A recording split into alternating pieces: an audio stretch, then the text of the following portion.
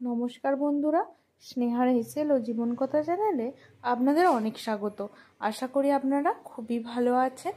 আজকে আমি আপনাদের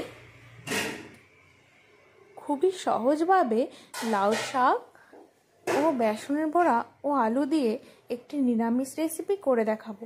আশা করি আপনাদের ভালো লাগবে। এই জন্য প্রথমেই বেসনটিকে পরিমাণ মতো লবণ, লঙ্কার গুঁড়ি ও গোটা জিরে দিয়ে মেখে নিতে হবে। দেখুন, একটা পাতলা ব্যাটার বানিয়ে নিয়েছি, খুব পাতলাও না খুব মোটাও না। আর তার সাথে সাথে লাউ শাকের ডাঁটাগুলিকে কেটে নিতে হবে, আর লাউ শাকগুলিকে খুব অল্প ছোট ছোট করে কেটে নিতে হবে। আর লাগবে কাঁচা লঙ্কা, আর আলুগুলিকে পাতলা করে কেটে নিতে হবে। এরপর পোস্ত কাঁচা লঙ্কা দিয়ে একটা পেস্ট বানিয়ে নেব। আপনারা যে ঝালটা যে যেরকম খেতে পছন্দ করেন সেরকম দেবেন। দেখুন, এরপর বেসন বড়াগুলিকে আমরা ভেজে নিয়েছি খুব ভালোভাবে।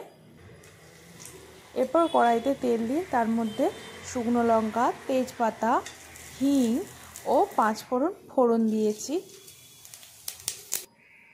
দেখুন, পোস্ত আর কাঁচা লঙ্কাটিকে বেটে নিয়েছি। এরপর আমরা ওর মধ্যে আলুগুলিকে যোগ করে দিয়েছি। এরপর আলুগুলিকে আমরা একটু সময় ধরে ভেজে নেব লাল লাল করে।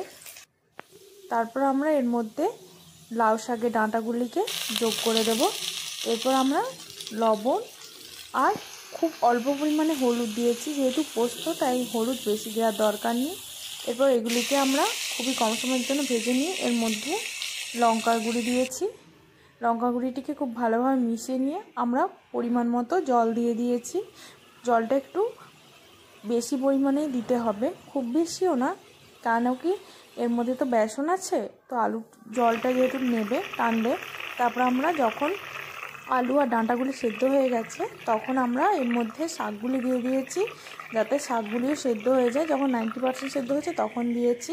তারপর আমরা একদম লাস্টের দিকে বেসনের বড়াগুলিকে যোগ করে দিয়েছি। তারপরেই আমরা এর মধ্যে পোস্ত আর কাঁচা লঙ্কার পেস্টটিকে দিয়ে দিয়েছি। তারপর আমরা এগুলিকে ফুটিয়ে নেব। বেসন বড়াগুলিকে কিন্তু লাস্টের দিকেই যোগ করতে হবে, নইলে এগুলি ভেঙে যাবে। তারপর আমরা অল্প চিনি যোগ করেছি। চিনি যোগ করে 1 থেকে 2 মিনিট সময়ের জন্য ফুটিয়ে নিলেই এই রান্নাটি একদম রেডি।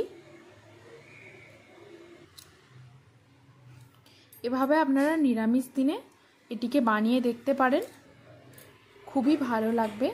আশা করি ভালো লাগলে অবশ্যই আমাকে কমেন্টে লিখে জানাবেন আপনাদের খেতে কেমন লেগেছে। ভালো লাগলে লাইক, শেয়ার, কমেন্ট, সাবস্ক্রাইব করে স্নেহার হেসেল ও জীবন কথা চ্যানেলের পাশে থাকবেন। পরবর্তীতে নতুন রেসিপি